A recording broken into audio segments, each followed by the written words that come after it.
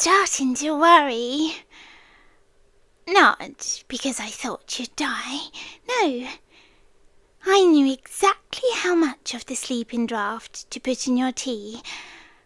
Just enough to make your legs stop working. Just enough to make carrying you easier. Just enough so you wouldn't remember how hard you fought when I brought you here. You always were stubborn. But that's one of the things I love about you. Shh, don't try to sit up too quickly. You'll make yourself dizzy. There, that's better. See, I'm taking care of you, like I always do. Like I always wanted to.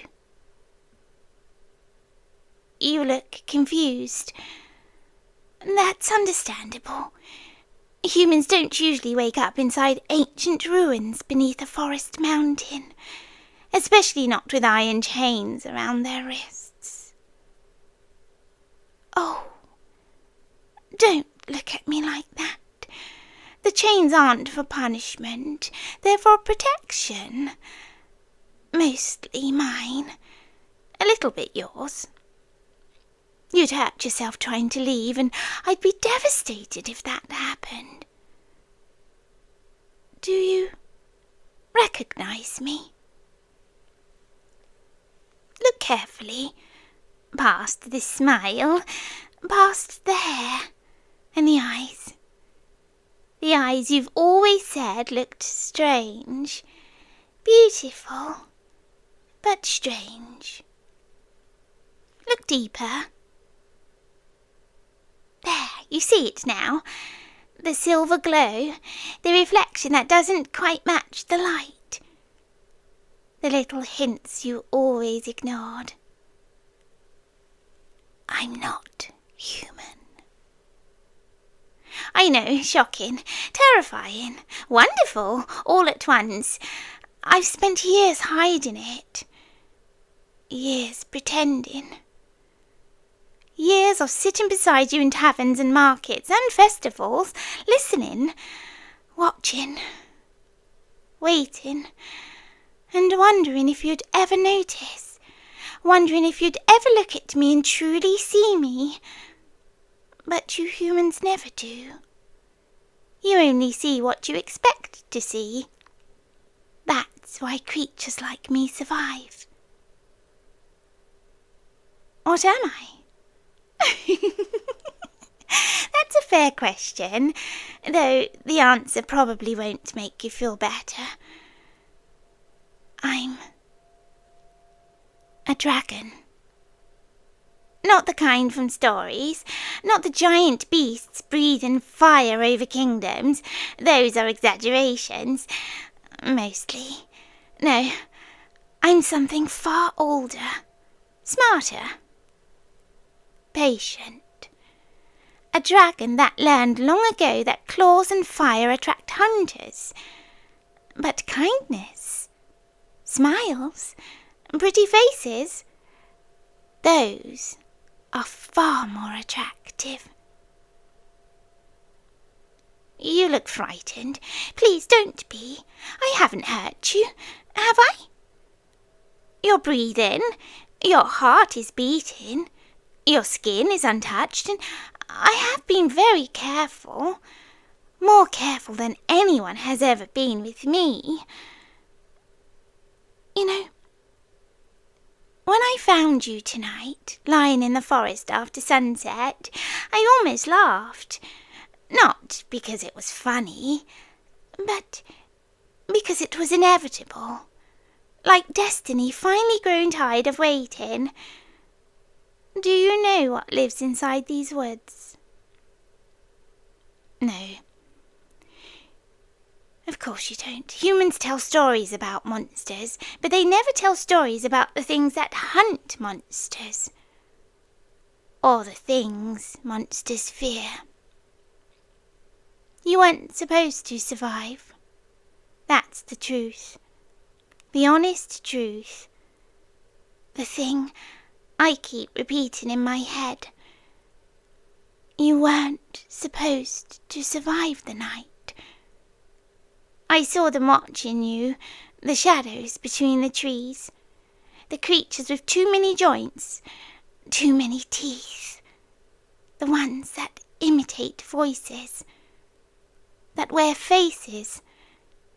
You walked right past them, completely unaware, smiling, humming to yourself, and I followed. Because I always follow. You never noticed that either. Did you? Of course not. Humans are wonderfully unobservant. I watched from rooftops, from crowds, and from forests. Even windows. Years and years, learning everything. Your favourite foods, your fear, the songs you sing when you think nobody is listening, and the way you hesitate before helping strangers. But how you always help them anyway. I know you far better than anyone else ever could. Far better than you know me. When the creatures finally surrounded you, I had a choice. I could walk away, let nature take its course, let destiny happen. Let the forest claim another traveller, or I could save you. And I chose you. Every single time, I would always choose you, and now you're here, safe, with me, forever. Ah, there. The moment has finally clicked that you aren't going home. Please, don't pull on the chains. You'll hurt your wrists. And honestly, it's a little insulting. After everything I've done for you, I saved your life. Do you understand that? Without me, you'd be bones beneath leaves by sunrise. Without me, nobody would ever find you. Without me, you'll already be dead. So really, this arrangement benefits both of us, doesn't it? You get safe, warmth, food, protection, a devoted companion who adores you, and all I ask in return is that you stay. Such a small thing. You still think escape is possible, I can tell. You humans always do. You build entire lives around hope. It's one of your most admirable qualities, and one of your most frustrating. Would you like to know where we are? Really know? 3 miles beneath the mountain, past tunnels that rearrange themselves, past doors that only open for dragon blood, and past creatures that would tear apart anything unfamiliar. You couldn't leave if I unlocked every chain. You'd be dead before sunset. So you see, the chains aren't keeping you here. Reality is. I'm simply being honest about it. Now look at me, please. There, that's better. I hate when you're afraid of me. I understand it, but I hate it, because the truth is, I love you. Not the human version of love, not the fleeting kind, not the kind that fades after years, and not the kind that changes its mind. Dragon love is different, permanent, absolute, terrifying. Once we choose someone, that's it. The choice never leaves, the feeling never weakens, and the bond never breaks. For centuries, for millennia, forever. And I chose you. Do you know how long I've been alive? Go on, guess. No, longer, much longer. I've watched kingdoms rise and fall, oceans swallow cities, generations turn to dust. And after all that time, after all those centuries, you were the first thing that made eternity feel short. How could I let you die? How could I let you disappear? I couldn't, and so I didn't. You should feel honoured. That was a joke. You know, I prepared this place for you months ago, before tonight, before the forest, your near-death experience. Interesting, isn't it? I had furniture made and books collected, rooms decorated, meals planned. I even learned how humans prefer their tea. That's dedication. Most people would call it obsession. Those people would be correct. But obsession, it isn't always ugly. Sometimes obsession is devotion that refuses to quit. Sometimes obsession is love, with nowhere to go. It's the reason you're still breathing. Tell me, would you rather be dead? No, I didn't think so. Then perhaps we should focus on gratitude. I know you're thinking about your family, your friends, your old life. That's natural, but they'll move on. Humans always do. You taught me that. They'll cry, and they'll search, and tell stories, and then eventually they'll stop. Years from now, they'll wonder if they even remember your voice correctly. But I won't. I remember every word you've ever said to me. Every single one. That's the difference between them and me. They'll forget, and I can't. Oh, you're trembling.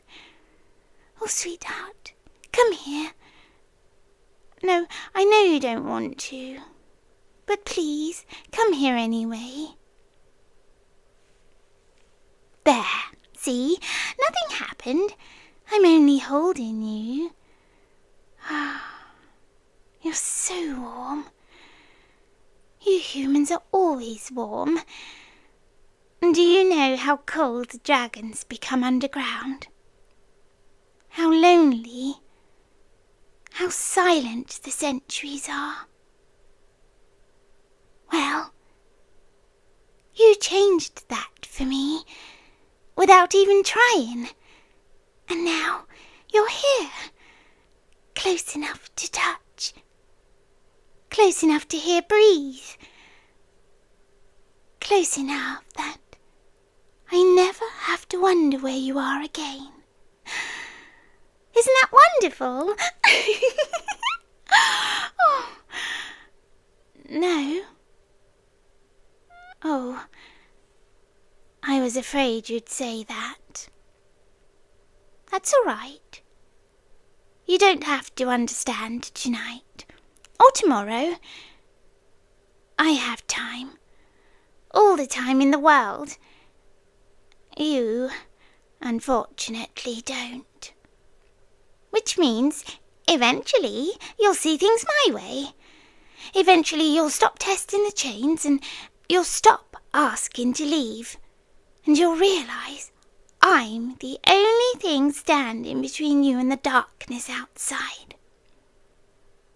because there is darkness outside. Real darkness. Not me. I'm the gentle option. That's the funny part. You think I'm the monster in this story. You haven't seen the monsters.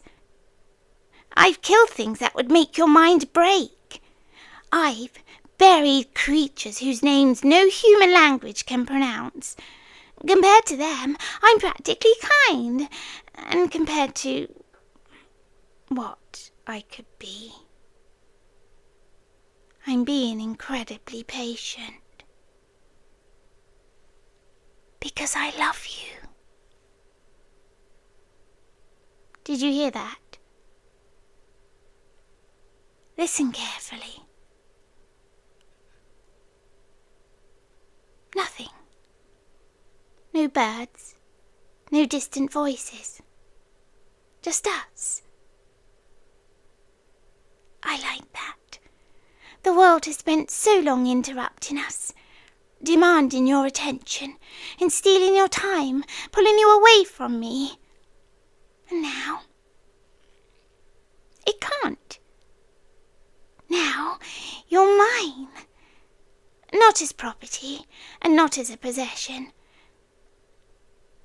As something much rarer. A treasure. And dragons are very protective of their treasures. You know what happens when someone tries to steal a dragon's treasure? No, you don't want to know. Let's keep the evening pleasant. You know, you always liked when I hummed. Did you know that? Your heartbeat slowed whenever I did. I noticed. I notice everything. That's why lying won't work. Why bargaining won't work. And promises won't work. I've already imagined every conversation we're about to have, every argument, every plea, every attempt. I've rehearsed them all for years, and every version ends exactly the same. You're here, with me, forever. Oh, please don't cry. That always makes me feel guilty. Almost. Come now, look around. You have a bed, a library, a garden, a lake underground that glows blue at night. I've given you more than most kings ever possessed, because you deserve beautiful things, and because beautiful things are harder to leave behind. Oh, there I go, being honest again. I wonder if that frightens you most. Not the chains, and not the mountain. Not even the fact that I'm a dragon. Maybe it's the honesty. Because I don't pretend this is normal. I don't pretend this is healthy. And I don't pretend that this is fair. I simply don't care. You matter more than fairness, more than rules, and more than morality. More than reason. That's what love becomes when it lives long enough. Something ancient, hungry, impossible to negotiate with. Something like me.